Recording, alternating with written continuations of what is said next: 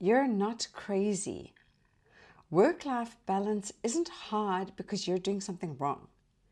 It's hard because the game is actually completely rigged against you. My name is Karen Andrews. As a clinical psychologist since 2009, I've worked with dozens of high performers and high achievers who are drowning in expectations that literally didn't exist for previous generations. Today, I want to pull back the curtain on 3 ways that the modern world has made work-life balance nearly impossible to achieve, and more importantly, how you can take back your power. Everyone talks about work-life balance like it's a simple equation, just work less, right? But if you're a high performer, if you're a high achiever trying to succeed in today's fast-paced world, you know it's anything but simple. Your grandparents worked 9 to 5, and that was it. Everything closed. They came home. There were no emails, no global conferences, no calls at midnight, no social media showing everyone else's highlight reels. There was no pressure to afford houses twice the size with kids who each need their own room. The rules have changed, but nobody has taught us how to play by these new rules and to play this new game. If this resonates with you, please take a moment to like this video or subscribe to my channel. Please also share this video with someone you think could benefit from it. It genuinely helps the algorithm and it helps people to find this message. So let's get into it. Number 1, the always on global economy trap. The first way that the modern world is rigged in a way against you is that work never actually ends anymore. Your office might close, but your global clients, your head office is probably in another time zone, and your international partners are just getting started when your office closes. I have clients who work routinely until midnight if they're lucky. Not because they're disorganized, but because their Dubai office needs to sync with New York or London or Hong Kong or whatever it might be. The sun never sets on modern business, which means it never sets on your workday either. But it's not just the time zone trap. Being busy has become a status symbol. You know, working 70 to 80 hours a week is actually like a badge of honor, especially amongst professionals and entrepreneurs. These days, job descriptions literally say, must be able to perform under pressure or can deliver to tight deadlines, which is code for like, we expect you to sacrifice your entire life for this role. It's literally set up in the job description. Previous generations had boundaries built into the system. When the office closed, work stopped. When you went on holiday, you were actually unreachable. There was no way of getting hold of you. Now your smartphone means that you're actually literally carrying your office with you. And there's this unspoken and sometimes spoken expectation that you should always be available. Let me tell you about my client, Amar. Amar is a composite of several clients. Amar regularly takes calls with Asia at 11 p.m. at night and works while his family's having dinner. Not occasionally, regularly. He's expected to be competitive across time zones, which means he's basically working 2 jobs. He's working his actual job and the job of being available for everyone across time zones. So when you're trapped in this cycle, you're not just tired, you're chronically depleted. You are permanently, truly, physically exhausted. Your relationships suffer because you're never fully present. Your health deteriorates because stress becomes your normal state. And the worst part is that you start to believe that this is what success requires, that this is the norm.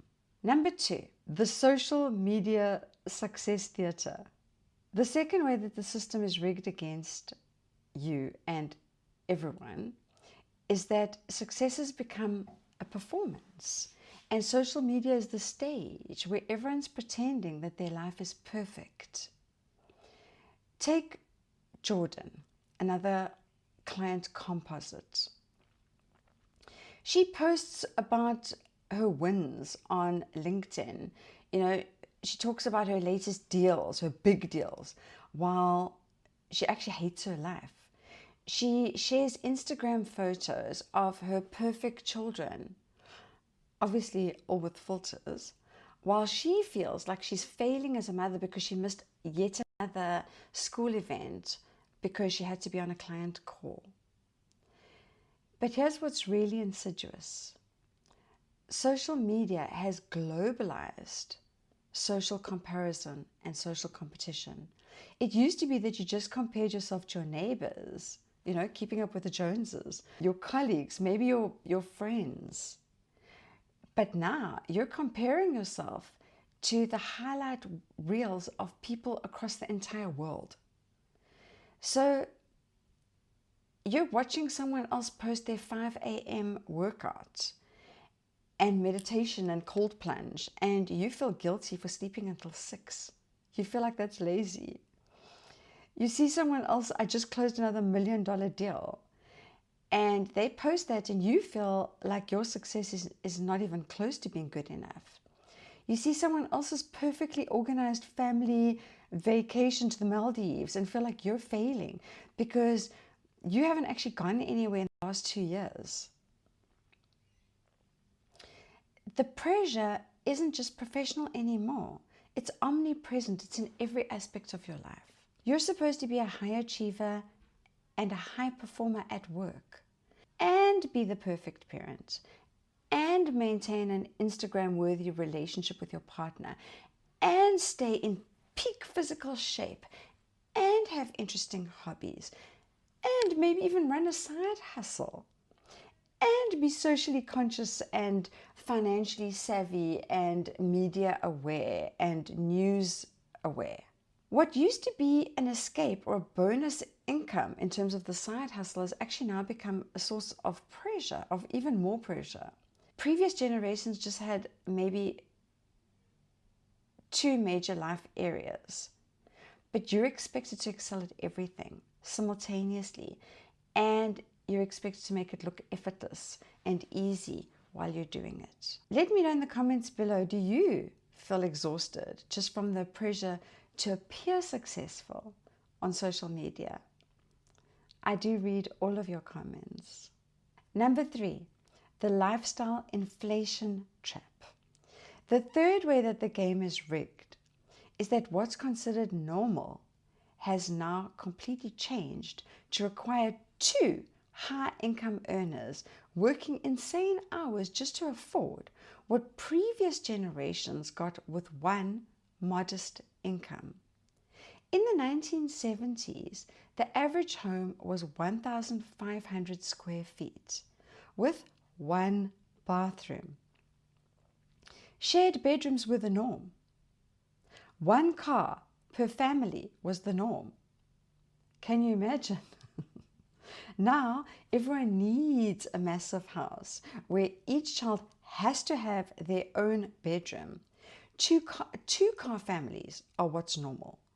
And don't even start on the pressure to wear designer gear and always look perfect and young. We've been sold this idea that more stuff equals more success, but here's the trap. The more stuff you need, the more you have to work to afford it.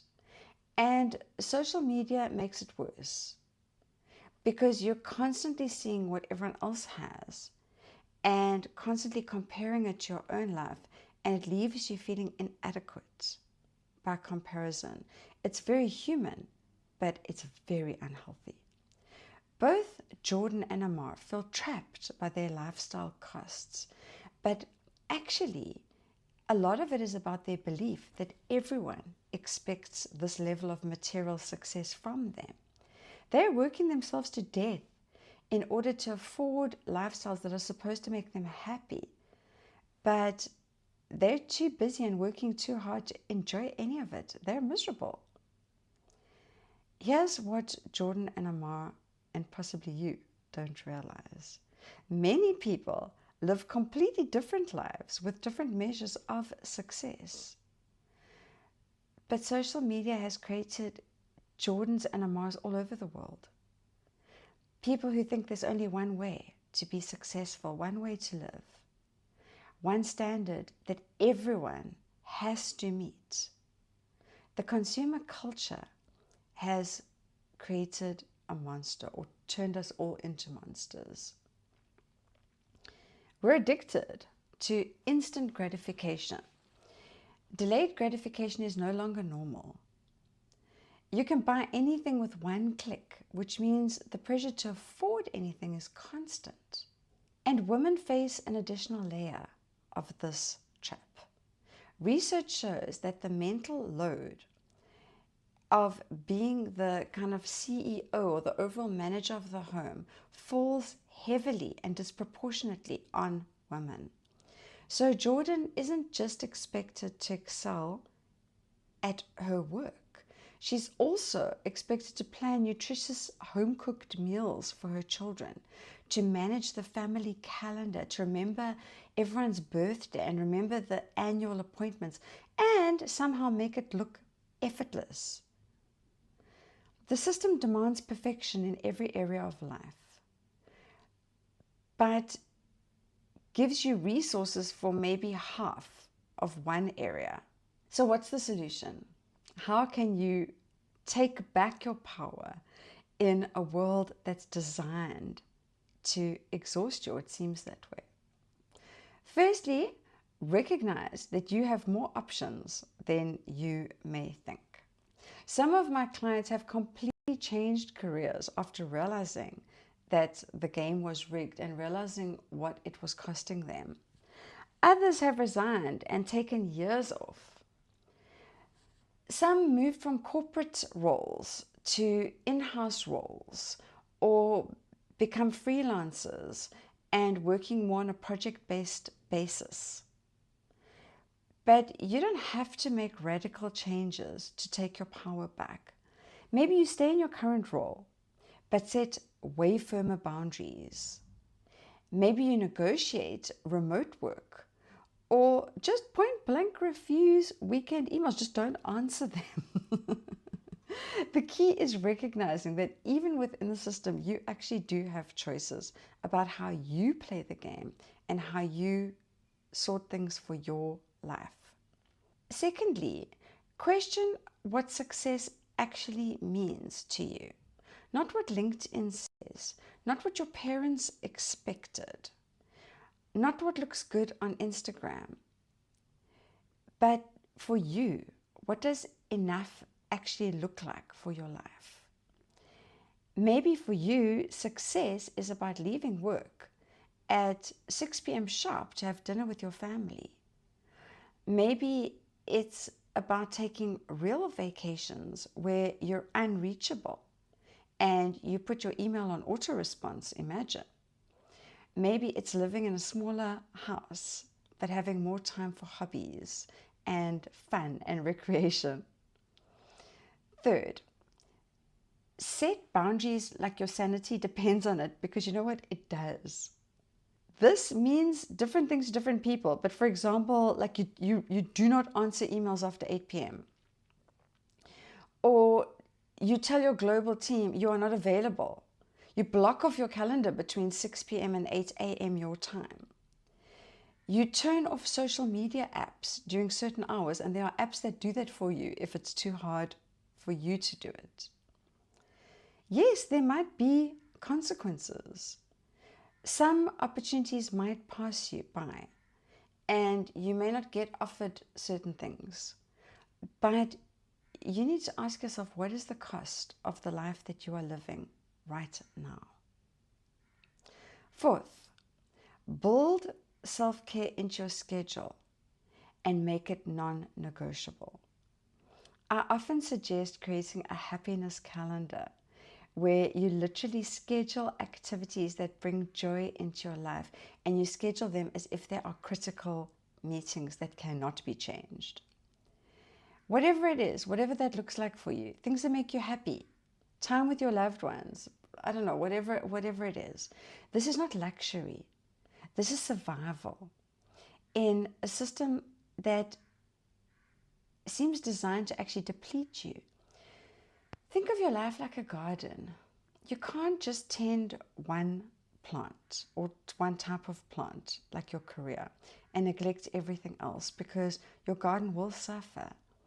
And eventually even your career plants will wither because the soil is depleted. When you consciously tend to all the parts of your garden and all the parts of your life, your physical health, your relationships, your emotional well-being, and when you take proper holidays, your seasons of rest, your entire garden can flourish, and only then will your performance actually be truly sustainable. Here's what I want you to remember. You are not failing at work-life balance. The system is failing you. Previous generations didn't have to deal with what you have to deal with. They didn't have midnight calls from other parts of the world. They didn't have Instagram highlight reels or the pressure to have a Mac mansion just to be considered successful. These are new problems, and they require new solutions.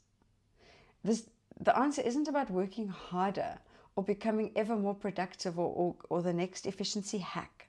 The answer is recognizing that you actually do have choices, and you can choose to define success differently. You can live your life differently.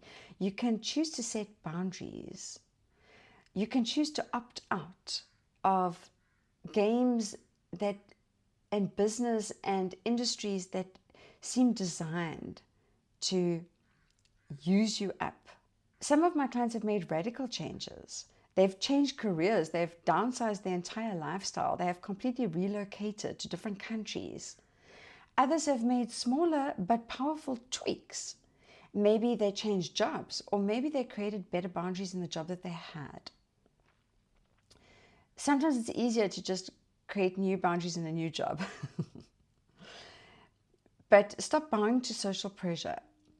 It's not that everyone has to make dramatic changes, but the point is that you have more power than you might think. And if you are ready to start designing a life that actually works for you, there is support available. If you'd like to work with me, then please click on the link in the description below. And connect with me. You're also welcome to join my high performance mindset community, where high achievers and high performing entrepreneurs and professionals can connect and share strategies for thriving without burning out. I'd love to see you there. And remember, you are not crazy for finding this hard. It really is hard. It's harder, and it's becoming harder and harder, but you absolutely have the power to change it for yourself. Take back your life, reclaim it. You deserve to live your life to the full. Thank you so much for watching. Bye.